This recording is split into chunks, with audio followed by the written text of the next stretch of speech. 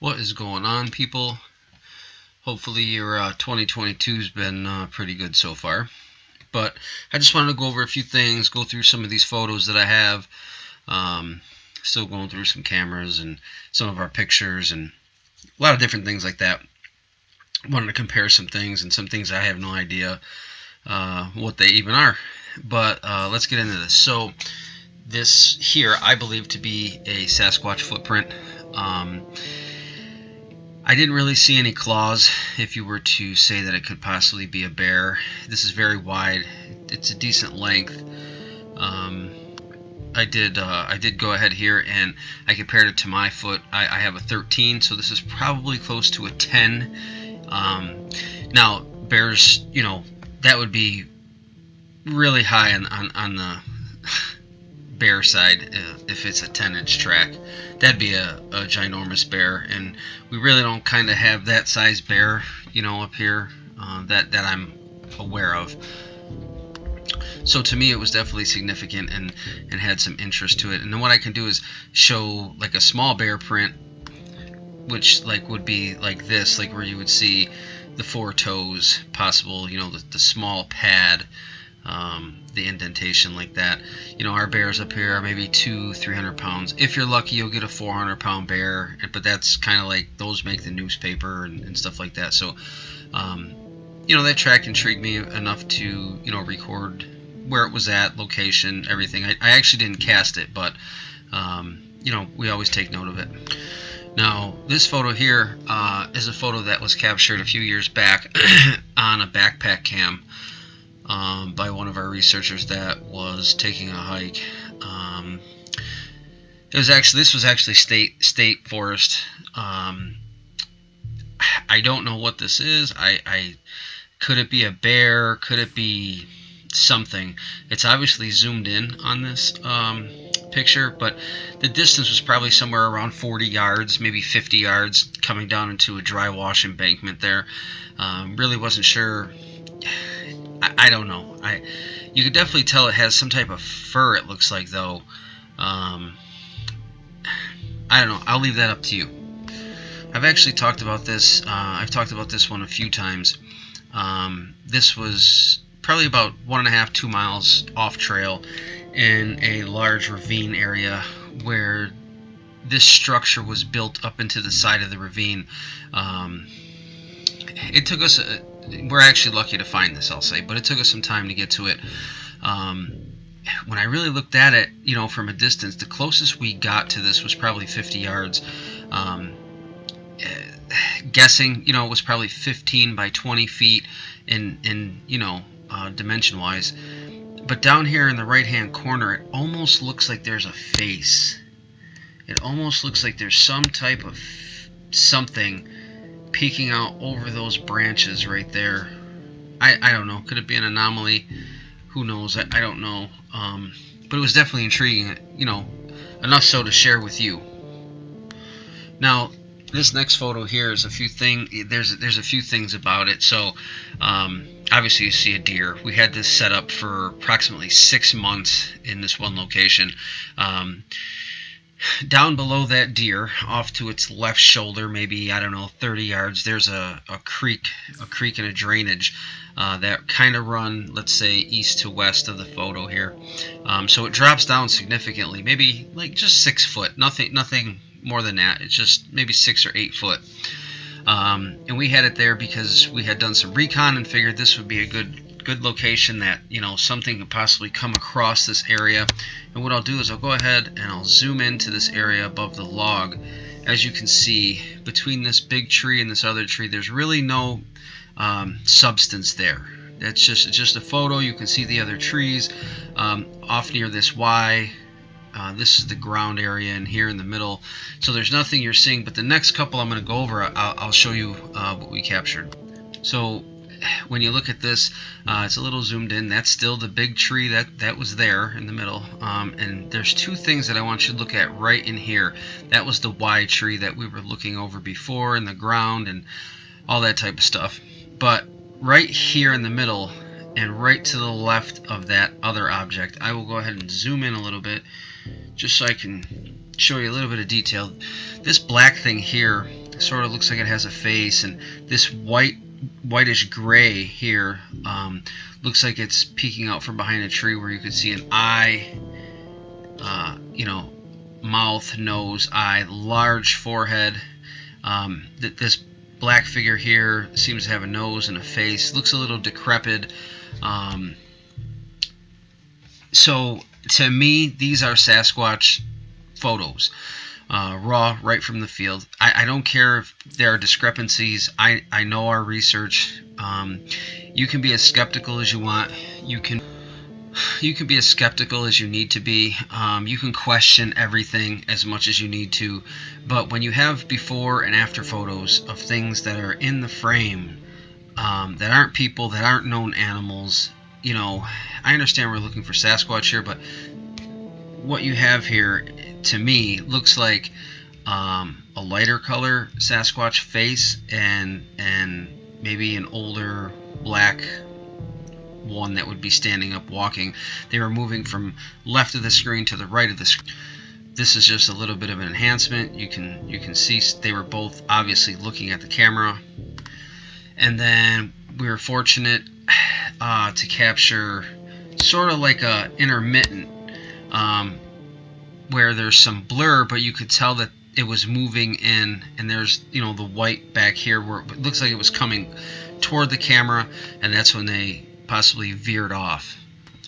And then a few photos later, or whatever the sequence was, here's still the same large tree here right in the middle. When you go ahead and zoom that in,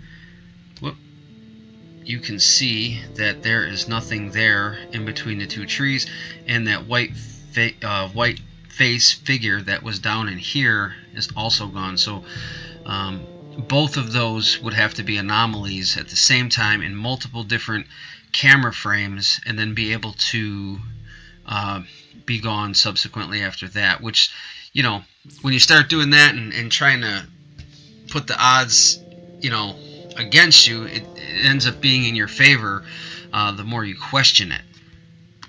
Because what you'll do and what I'll do, or what everybody will do, is look into it. That they'll analyze the photo 350,000 times, and then when you can't really debunk something, it becomes how do I say, more relevant. And that's kind of what you're looking for, things that are relevant to possibly produce evidence, or aka proof, that there is some type of existence of Sasquatch. Now, myself or you may know that they exist, but you still, you do your due diligence, you question everything, you look at everything, no matter what people say, your research, your area. Now, if there's some really, really crazy blurry photos or something, and you can't really tell what they are, I get it. You have to just overlook it, but you keep that in the back of your mind, and maybe try to triangulate that area where you did capture evidence, to catch further, more evidence in the future. All right, on to the next photo here. So this is just, a trail camera that was put up in a location that we had heard whoops and knocks in this valley. This is probably maybe like 400 rough yards off of a hiking trail. It's just an area, it's really kind of thick. There's a lot of pine downfall. People don't, there's no reason to really walk into there. You might get some hunters, but this was not during hunting season. And what we captured was something odd, but if you look kind of where the cross stick is there, left to right, right up in the center there's nothing there now. But when I go to the next photo here, you're going to see what looks to be, well, I'll let you judge. And you be the judge. So there's the cross member stick here, and right up in here, it looks to be some type. It's very blurry. I can't say what it is or what it isn't, but there's definitely some type of conical formation or shape that has interjected itself into the screen here.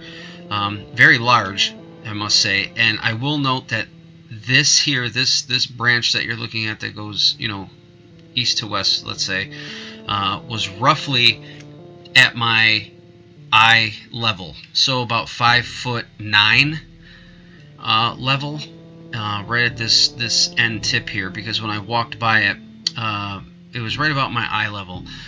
So this is substantially taller, 5'9", 6'9". This would put it in the 7-foot range at the top of the point here. Now, if that's a Sasquatch, I don't know. It's just some type of, you could call it an anomaly, you could call it whatever you want to call it, but this is something that we captured. And like I said, I try to use all the data, all the pictures to put together, like a portfolio, let's say, or a case, let's say, on where they move or how they move, or everything is circumstantial. But when you start to stockpile it and put it together, you're going to end up with a how do I say, something, a better outcome at the end. You might find what you're looking for. Alright, now here we're in another location. So this tree had been down, I don't know, quite a long time. You can tell it's all rotted and whatnot. And then you find this newer, younger pine, and it's kind of weaved around one pine, stuck down underneath this older tree here. Now, can wind do that? I suppose. I mean, you'd have to figure out the scenario for that. I mean, I'm not here to do that right now, but I mean, I suppose wind could do something like that. Could rot. Well, obviously the newer tree is not rotted, and even a tree of that small caliber, I don't know, let's say that's what, 4 inches or 5 inches in diameter. Let's just go with 4. That would even kind of be hard for a human to reach up and try to pull it down and tuck it under that tree. Is it possible? I'm sure it would be, but for what reason? I don't think anybody's out there just grabbing trees and bending them over. You can say, oh, well, they could use it for a hunting blind, or, well, I don't know any hunters that grab trees and try to wrap them down around other trees to use them for blinds. Most hunters use what's already there. They'll try to find something, maybe they'll add some sticks to it or branches or whatever it may be to make the blind better, but they're not doing something to this extent. But these tree bends, tree breaks are very interesting. It's just another part of our catalog. Of course, I had to throw this in there. This is way back from 2016 in July, when we were able to capture a side view of what I believe is a juvenile Sasquatch that was down on all fours. The side being side of the face, looking Neanderthal-ish, almost like that's a cheekbone here, an eye, heavy eyebrow ridge, what it looks like, a large forehead which rolls back. Not much of a conical shape because I believe it's younger, so it still has the rounded shape to it, but you can see the hair that hangs right off of it. So it was very intriguing. It took us a really long time to get this photo, roughly a year after we started, after we found out that they were in a location because of sighting, and just doing everyday research, and finally we ended up getting this. But once we did start getting better evidence, it's almost like they knew. It tapered off, and then it just got to be where we were chasing them all over, private property, state land, and it just got to be like a cat and mouse game. And then there's some times where you can't get permission to go on properties, and it foils your chances of really following them. We were able to do it through state land, but then once they had like this wind turbine project come in and implement that with all the heavy equipment, the research that we've been doing around here had to be moved, and it just hasn't been what it was before. On to the next one here. To me, this is just a possible break and twist off a branch. Trees could snap off from the wind. There's a million different things that could happen, but it's all relative when you find these in locations that there are purported Sasquatch activities. So I try to tell people, go into a multitude of different woods scenarios. You don't always find breaks and bends and certain things happening in all the forests. It's just not like that. But when you go into these select certain areas where there's either been sightings or you're doing your research or certain things that go on, you start to find all these different things. And is it related to Sasquatch? Certain things are, I believe, but you really won't know. I mean, gorillas do certain things, chimps do certain things, so it wouldn't be far-fetched to say that they, make tree structures or tree bends or anything like that. Just like this photo. Usually when you find trees that are snapped, they're not snapped off really high like that. That was probably at, I'm going to guess if I can remember, like the 11-foot mark. Maybe 12. Usually trees, when they break, they'll break lower. They just fall over or they'll uproot totally. So it was something interesting. We just took note of it, because it was happening in the area where we believed that they were moving. You'll also find a multitude of different structures that people say Sasquatch make. So here's one, and what I really like to look for is sticks being added or removed. I'm trying to teach you so you can maybe learn from my mistakes, let's say. Not all of these have to do with Sasquatch, believe me, but there are a select few, in my opinion, that do, and I look for the ones that have a diverse branch scheme, is what we're going to call it here. So on to the next photo here, which is just, I have no idea what this photo is. It was a little interesting. It was across a valley one day when we were coming down a hillside, and it was sticking like out of the pines. It looks like hair. It looks like the shape of a gorilla is what you would call it. I could zoom in a little bit. Almost looks like it's got something in its mouth. The top of the head, you can definitely tell, is some type of hair, but it's got like a V hairline. You can see where the hairline almost looks receded. The face is kind of obstructed by the side of this tree that's in the front of it here, but it almost looks like there's plants in its mouth, but you can almost tell that that's hair. It's not shadowing. It's not green like the trees. You can almost see what I would believe is a leg here, like it was bent over, maybe on one leg or two legs, eating, foraging, something. If I'm not mistaken, it almost looks like there's something hanging between its legs. But I don't know. And roughly, this was probably 100 yards from us. We were just able to see it in the trees, get a picture. But then by the time you get down over there, there's nothing there.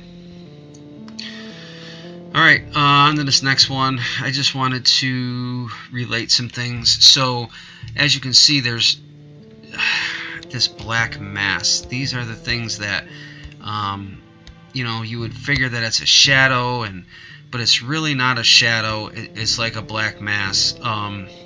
It's not on the camera or anything. They just show up anomalously all over the place, and you could tell that the shadowing in the picture, there really isn't any because of the foliage is kind of blocking it out. But this is just a heavy black spot, that appeared in one of our pictures. I'm sure you get anomalous things. You maybe light orbs, different color lights, black things. Those things you just take note of and try to keep it moving. In this case, there's like another one here, and people would say, well, that's a bug, or but it's not a bug because it would be in a bunch of different photos. This just, you capture one photo, that's what it is. And usually we have a cover on that we pop off, and then we'll take the picture. So you can see that it's not a bug. It's not like on the lens. It was like out in the picture there that was taken. Alright, so I've never shared this photo anywhere. I've never asked for any of my people's advice. This was just something that was captured by a buddy of mine who passed, who used to do research with us. And there's a large valley down here. A couple of our other team members used to like to walk this valley.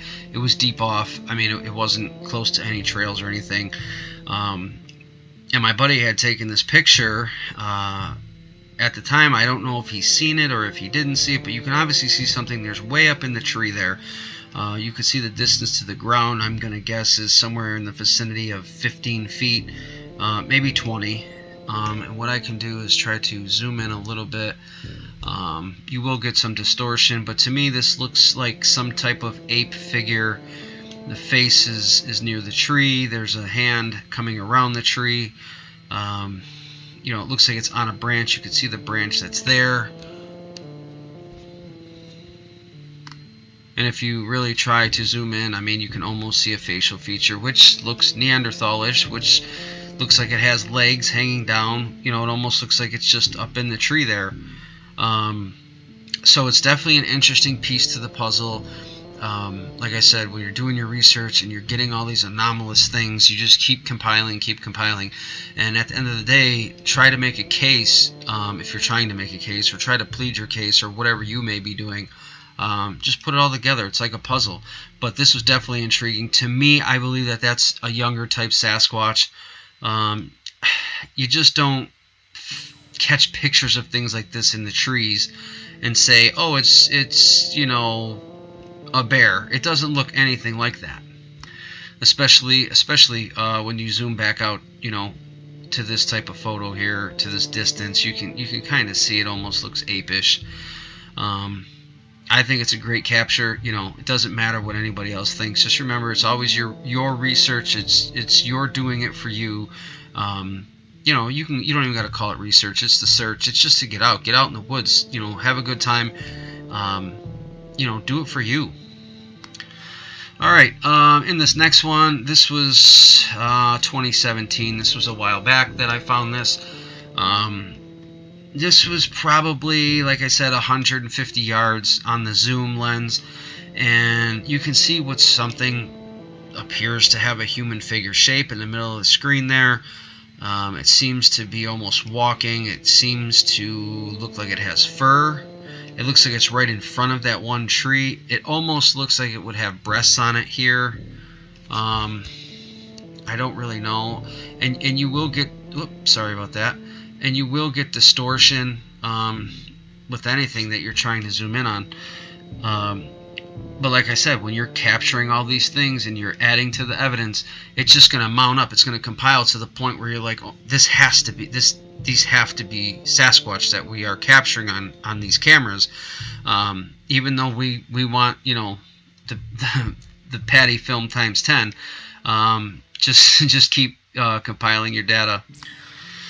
Now you'll start to see in this photo, this is definitely an odd type of stick structure. None of the trees really match. You've got a few different types of trees going each different direction off of a main tree that's rooted into the ground. So you've got these little ones, which you can tell are broken at the top. All these are broken, and that's quite large to be broken like that. To me, they seem placed here, going opposite directions. Then you got this garble of stuff going on here. This was on a northeast hillside that we found this. But like I said, plot these, mark them. These AKA structures are some of the most important things you can follow, find, and use in your search. This was a large X that we located that was actually it was hanging like between the trees. Now, could it just be that it fell over? I mean, sure, it could, but there's certain things you can look for, and then you try to make a case for it that it's not. Here's other things like some scratches on the trees. I mean, that could be bear, that could be deer, that could be anything. But these are just things that you're taking your time going through the woods. You're noting, dictating, videoing. You want to compile your data. Now here's a possible footprint. It was like 19 inches long, 7 or 8 inches wide. We ended up casting that. I think that was in 2017 or 18. But it was hard in the substrate. When you have a bad substrate like that, it's not going to come out good. But that's just another reference point to tell you, hey, they're traveling through this location. Let's follow this. Let's look here. Let's do that. Let's triangulate and put the pieces of the puzzle together. So when we followed that, we got down into a heavily used creek area, and we were able to find this. Now, I do a comparison with my foot, so it's roughly, 11, 12, 13 inches comparable to my 13-inch shoe, but you can definitely tell that this here is not a bear. It does have a thinner heel, which would be, let's say, aka indicative of a female, just more feminine, not as robust as a possible male foot. So I used my shoe and I put it next to it. So it's a little bit smaller. So I'm a 13. Let's call that an 11, roughly. But you could see the narrowing in the heel, and nobody's out there walking barefoot. I mean, that makes no sense. This was probably a mile off trail in a ravine, down in a creek bottom. And it's just, you're not going to be walking through that. You can see the toes. They're tight. It's almost like a tight toe splay. Which to me would lean more toward a female type subject, as to where a male might be larger and splayed. And you can see it's deep. It was definitely, it stepped in there pretty good because it's deeper than mine. You could see the side right here where, I don't know, I'm just guessing right now. Let's just say that's an inch deep right there, where mine might be half that, or quarter of that. So you can see that it was a heavy subject, that step there, and you could see the soil up top was disturbed up in here where the toes are, right in there, as it like came up and pushed off. And you're not seeing any type of like nails, where you would say like, oh, that could be a bear or anything. Like I said, being that big, that doesn't look like a bear track. It doesn't look like a double step. Sometimes you get a bear track inside a bear track, or a bear track right next to a bear track right behind it, and it will look like a Bigfoot footprint, or even a human footprint, but it'll have claws. It'll look different. This is totally different. So these are the things you want to pay attention to. If you're finding this, they're in the area. We ended up getting some good evidence after we found this track. So pay attention and do your due diligence. So now with this one, we were obviously, you could see the distance on the one ravine to the other ravine, and we had seen some movement. And when you look back there, you could kind of see something, I don't know, in the middle of the screen there. Here, what is it? I have no idea. But I do have a second photo, and we can kind of look at to see if there's any movement discrepancy. So here in the second one, we'll go ahead and zoom that in. It looks a little different. There's definitely some movement. If you want to go ahead and compare the two, you could definitely see that this subject, whatever it was moving, because it does not look like the first picture.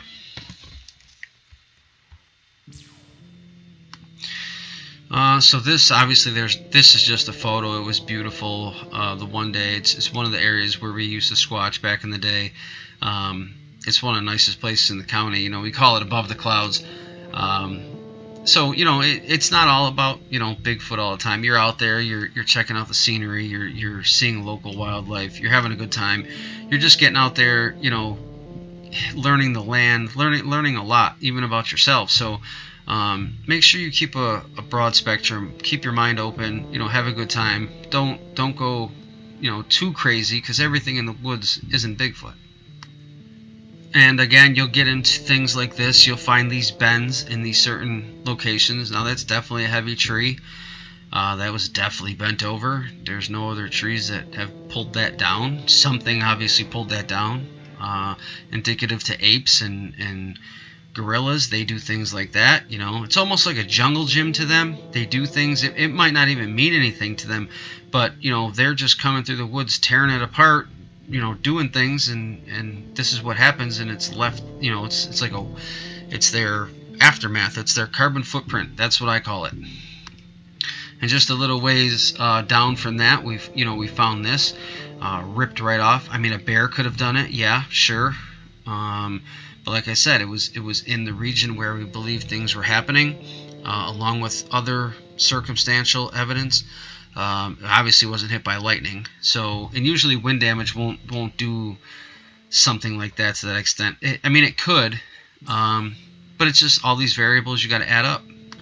And again, more stick structures that you'll find, things like this that just dot the landscape, and it's like, why are they like that? People are not doing this.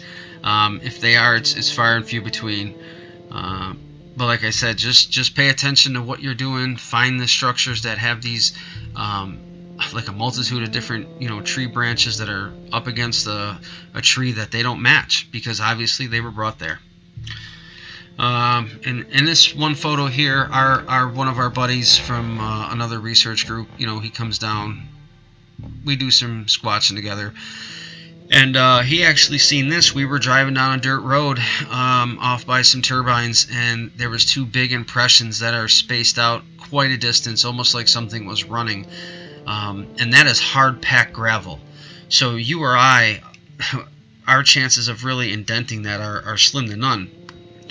I mean, and when you look at that, I mean, he's probably a 250-pound guy at that time. He's not making a dent like that. Something, obviously. I mean, it could have been a little muddy and something stepped in there, but it's definitely some type of impression. It was intriguing, and I'm glad we found it. Here's another possible type structure, and what I like to pay attention to also is when you have tree branches going both ways. Because a lot of times if it's wind and you go into a certain location, all the trees will be blown down in the same direction. Not to say that others can't, but the majority will be, if it's a north wind, all the trees are facing south if that's the way the wind comes in, because that's how they're knocked down by the wind. So when you get them, going a multitude of ways or wrapped into other trees, take heed to that. Pay attention. And last but not least, guys, here's one of our captures. I know it looks a little blurry because it was from a video and then it was screen captured, and obviously all the rendering and everything that goes in it, so when you try to zoom in. But what you can tell is that something was there going to move, so there was some type of motion. I don't believe it's a bear. Bear don't move like that. And what I really want to show, like I've said a million times, is there's hips, and there's definitely a hip movement here. You can see the bottom, or whatever the bottom of this would be. If it's a Sasquatch with its two arms, it looks like as it were to get up, and then you can see the difference between picture 1 and picture 3. There's definite hip movement when it goes to get up and take off and go over the log. This wasn't even something that we had located or found. This was somebody in a video. They said, hey, you need to go back and check that out. And then when we did, so it was all movement, and then it was captured down to a photo. But I like to share all this stuff, guys. Like, I like to go through all this. I just want you to, be able to be on the same page. Not that I have all the answers. We've just had a lot of good luck over the years, putting things together, trying to find things. And I like to share things, because who knows what it is. I mean, I can't say for sure that this is Sasquatch or that is. All I can do is create my case, and at the end of the day, if I ever had to present that to somebody, or if I was really trying to prove that case and say, hey, here's my folder, here's my binder, here's my pictures, my audio, here is everything, here's my write-ups, here's the book, here's everything, that a lot of times I'm out there, I'm taking the temperature, which way the wind is blowing, the direction, what the weather is, the whole 9 yards, so I know, hey, I had a sighting on this day, or somebody had a sighting on this day, and can I correlate that to another day when the weather is the same? You know what I'm saying? I'm just trying to put everything together, because nobody has all the answers, and, if you're out there trying to prove that Sasquatch exists, it's going to be very hard. So the only thing that we can do is put our case together. So for now, guys, hey, I hope you liked the video. Make sure you subscribe. Gonna be back at it this spring, trying to do a lot more things, get out in the woods a lot more. I know Corona has kind of put a damper on everybody. Just stay positive, stay upbeat, and we'll be in touch. Thanks, guys.